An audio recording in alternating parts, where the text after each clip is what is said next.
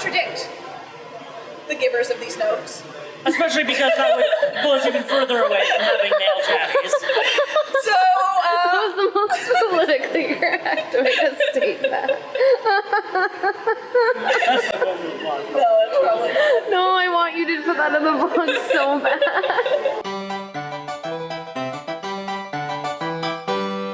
Damn, Cherrydale, back at it again with a production vlog and out-of-date memes. We had a request for some writer's footage, so here's something RJ and I filmed back in February, I think, just after we released the first production vlog, but still before the series aired. We chat mostly Breton, but that character's journey spans from the earliest iteration of A4O to the final version, and includes lots of stories that I think I've since repressed. Also, the footage you see playing underneath this, yep, that's us just finished wrapping the live app. So we're here today. To explain Breton, you know, Breton from the first production vlog. Yes. We filmed that at a point in Breton's life where Breton is very different from where Breton is now. Yes. See, Breton was at first a creative concept baked into some scripts that were then tossed away like old garbage. Yep. And then Breton was written into more scripts, which were then tossed away like old garbage. And then we were so in love with Breton and their journey. Her journey? I call they're they to me now. Well, in the first vlog you kept calling Breton her. Because Breton was a her then. That's true. Breton only realized Breton has evolved. their gender fluidity later. The initial iteration of the show involved 3 sorority sister characters that you never meet because they were cut, but we had to get their names cleared. And so they were cleared, and because that was a process, because Rochford originally even had a different first name. Yes. Which I'm actually really happy happened.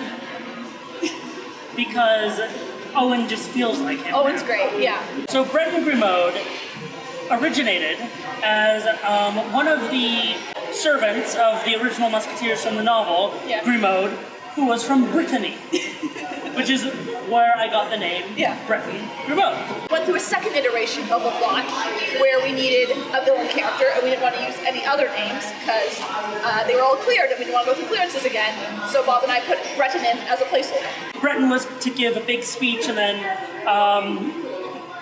spoilers for a version of the season that doesn't exist, Dorothy had to sacrifice her good name as a pledge to get Breton off the stage so that she wouldn't reveal some secrets. Yeah.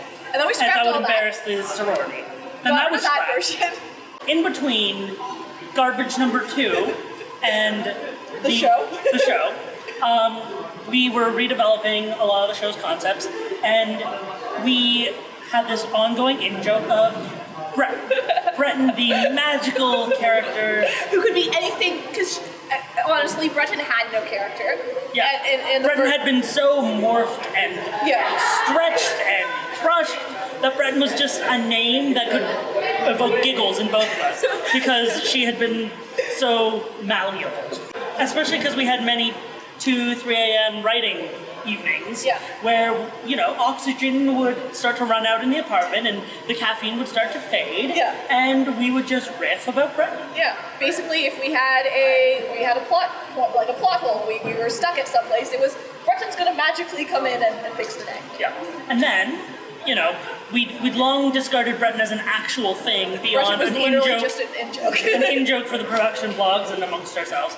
And then, while we were developing the current version of the show, so we came up with the chatties. We left writing most of those till later. We had some placeholders, but basically they wanted us to have the characters refer to some of by name. So of course we picked Breton. And the only character we'd given them, because we went into filming the show without giving the separate end character. No, we had a few consistent personality threads, like the mom, the goth one, the one who really ships Dorothy and Miller, the one who really ships Dorothy and Connie. Was the line in the show where Dorothy says, "Shut up, Breton." And that's literally how their whole personality developed. Yeah, because we needed a name, we'd had our in-joke of Breton, so we said, oh, why doesn't she say, "Shut up, Breton"? Yeah. I mean, we say that to ourselves all the time. Yeah. And then from there, Breton became one of our favorite Unspeakables. Yeah, and separate. Sorry. Portia. Because they're just really fun to write, because they just like speak the truth and like say random like stuff. deadpan, slightly mean, but like the mean friend you keep around because they do care. So like Lauren? No, you are not on Breton levels at all. Plus, in the production vlogs, we'll have compared Lauren to both Breton and Portia, who I think are at the opposite ends. I just want to say for the record, after watching the first production vlog, I have no qualms against being compared to Portia, because the version of Portia that was in the scripts at that point in time was not the type of Portia that had developed. You hadn't read our newest one, because we already started on scripts at that point. So I was offended at that point, but after seeing the actual Portia, so I don't want people to like think that I don't like Portia. No, do not want to be filmed. Saying that. Although also you didn't seem offended in the production. You didn't seem offended. So I don't think you'd need like to I know why you think. I can see why you're saying that, but like it doesn't read that way. I don't want the internet to hate me. Or Claire. Don't worry, these are production vlogs. Nobody on the internet will notice. Do you hear how we talked about Connie in that first production vlog? Yeah. He was like, hated her.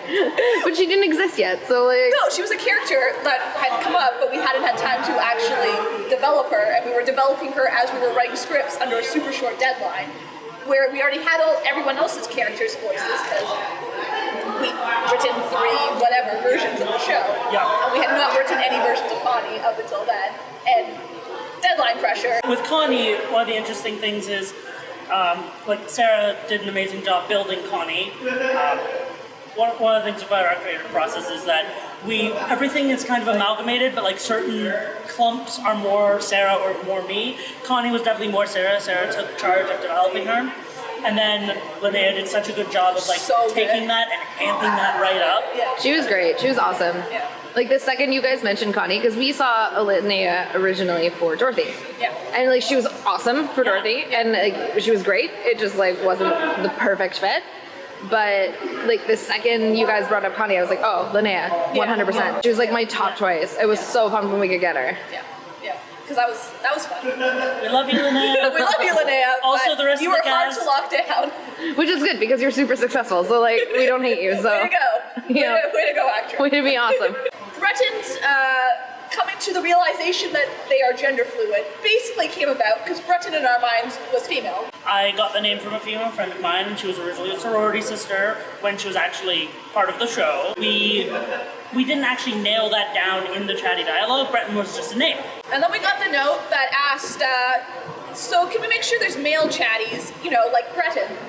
And we thought, okay, so we don't have to nail down Breton's gender. We see Breton as female. Our executives at Chorus see Breton as male. And just to avoid the issue, who are we to impose gender on this character if we don't see them? So, Breton is now they. Which is great.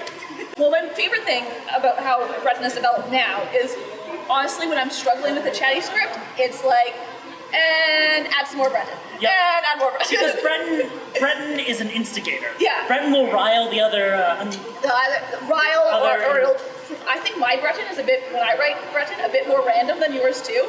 Yeah, my Breton's just mean. Yeah. Whereas mine is like, it has that mean aspect, but it's also, I just need a joke here. Breton, say something weird and random, because I guess you're weird and random. Yeah. So it's interesting because things that will seem consistent or through lines, because we'll have baked them together so well, start out completely different, because we have very different writerly brains. Yeah. I mean, viewers will have had the opportunity to watch, say, the March Family Letters, which was Sarah's brainchild, and the Soliloquies of Santiago, which is my brainchild. Yep. And 2 more different web series would have trouble finding each other.